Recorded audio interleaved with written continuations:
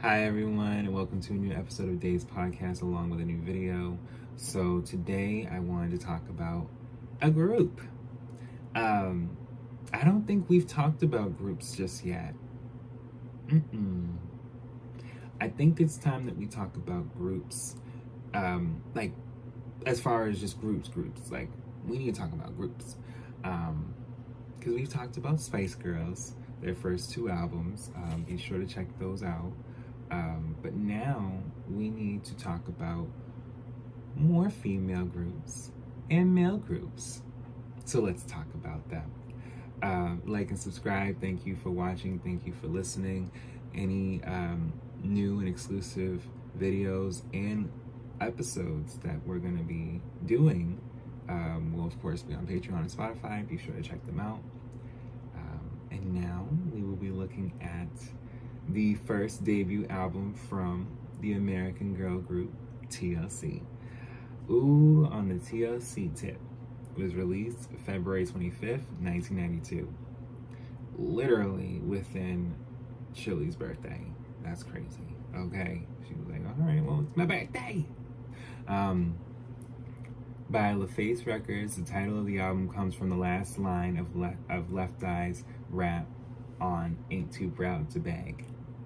Okay. The album peaked at number 14 on the US Billboard 200 and has been certified quadruple platinum by the Recording Academy, denoting shipments in excess of 4 million copies in the US. It is also TLC's third most successful album after Crazy Sexy Cool and Fan Mail, respectively, having sold 6 million copies worldwide. So the album was recorded between April and December of 1991. I was not here yet. But as far as peaking at number 14, wait a minute. But then I say to myself, people were not really knowing who they were yet, so it was a new thing. A new thing for a lot of people. Okay, like there was female groups back in the day, but this was different. One is rapping. Okay, one is very sensual and giving a very cool meaning to having a deeper voice in how they sing, because we did not have a Toni Braxton yet, which was making sure that was almost solidified for even those that are coming out now. So it's just, listen, and we had Anita Baker as well, so it's not even like we didn't have, voices that had a deeper tone. And when it came to Chili, okay, we just would not, we weren't expecting ad-libs from a higher perspective at the time. And all of that just merged together. A rapper and two, singers that intertwine. That's legend, okay? TLC signed to their first contract with LaFace Records on February 28th, 1991, amended April 3rd, 1991 with Thomas. Okay. So, yes, so they had their first contract a year prior, and when Chili was added on, it was amended by April, and began production on their debut album. For the album, TLC collaborated with Babyface, L.A. Reid, Dallas Austin, The Funk Bunch, Jermaine Dupri, and Marley Marl, who helped Lopes with the songwriting production, finished in December 1981.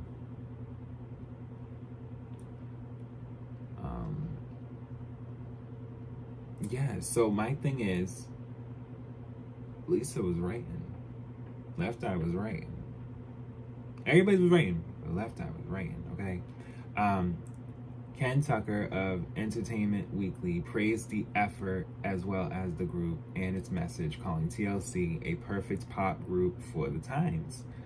In a fairly positive review, Steve Huey of AllMusic states that although it's uneven, the best moments of on the TLC tip deserved their popularity and set the stage for the group's blockbuster success the next time out.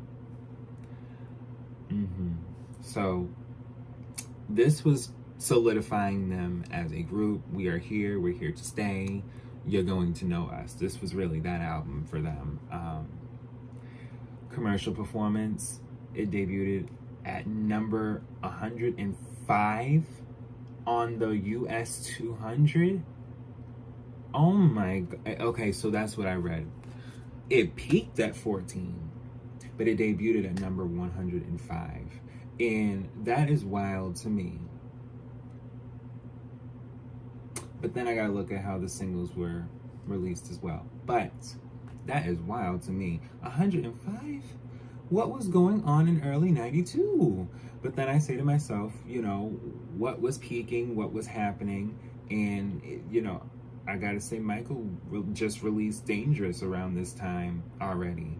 So even he was getting kind of thrown from just charts over time because he's going to tour and everything. So, oh my God. Yeah, that just, okay. And reached number 14 on the chart and number 3 on the top R&B hip-hop albums chart. So the top R&B hip-hop albums chart, they were here for it. But as far as the public, they were like, what is this? Okay. All right, baby. All right. We all right. But it's wild because it's just like, that was early 92. Yeah, it was certified quadruple platinum by the Recording Academy on May 1st, 1996. Okay, so by 96, it was 4 times platinum. Yeah, right before I turned 2. Okay. And by October 2003, it had sold 2.5 million copies in the US. The album had sold over 6 million copies worldwide as of December 2011. So there's been sales over time. Of course, more sales had,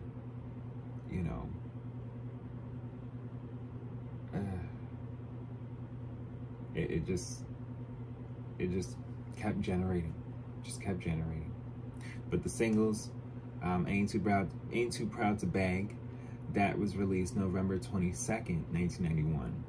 So that was the only single that was out for them before the album dropped. And I believe I had said this with a couple albums previously where it's like they'll have a single or two and then the album comes and then they'll let the public feel out or just see how sales go. I didn't really get that with recent albums, and even for these albums that are over 30 years old, where you say to yourself, if the album has, and it does, more than 12 songs, there gotta be at least, for me, with there being 4 singles and they're spread out throughout 90, there's one single that's by the end of 91, and then the rest are spread out throughout 92.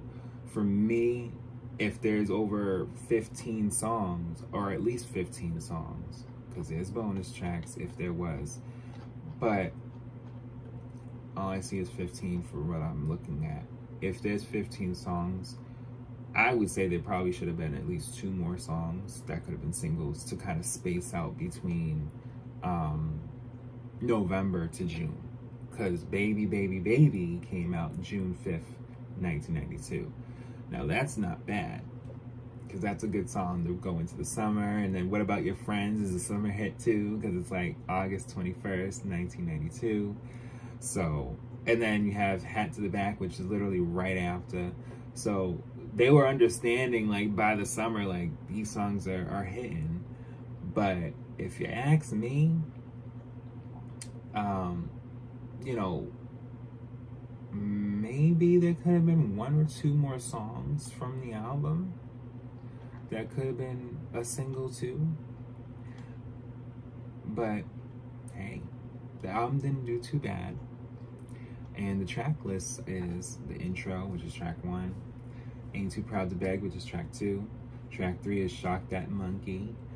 Maybe that could have been a single, because Left Eye is going off on this, I believe. And then 4 is Intermission 1. Hat to the Back is track 5. And then track 6 is That's the Way We Like 'Em. So maybe that song as well, or even Bad by Myself. But I feel like 1 or 2 of those 3 songs could have just been in between Baby, Baby, Baby to really reel people in, because it's like, oh, okay. Because even though they're album cuts, I know they can be promotional singles. Like, I know at the time, like when it comes to budgets and maybe even just, you know, way contracts have been going, because, you know, contracts at the time with labels then and even now are, you know, there's so much on those lines that you really, really, really gotta look and see what you're about to sign into. Because nowadays people are just saying, hey, I'm about to record and I'm going to sing whatever I want. Nowadays people are just doing that. They're not even just saying that they want to even be under a label no more. They're just going to put their music out, have it be, you know, licensed and patented away where they know it's under them. And, you know, you want some songwriting credits, that's what people are doing too. Like, it's so different now that people would rather have more ownership than to give up ownership that they have to pay for actually over time. Like, wait a minute. I have to pay for something I should just have and own completely. Like, wait, oh, okay. What about Your Friends, which is track 7? Okay, like that's another thing. Like, who wouldn't want a friend to even tell you that? Like, to let you know, hey, you know, maybe this isn't the right thing to do, or maybe this is the right thing to do. A good friend will tell you in the moment that is going on in that moment what's right, what's wrong, and they'll be honest about it. They'll be truthful about it. And then even if they have those friends that be like, oh, you know what, this is bad, you know, it's up to you. It's like, but girl or boy, you know good and damn well you wouldn't do that.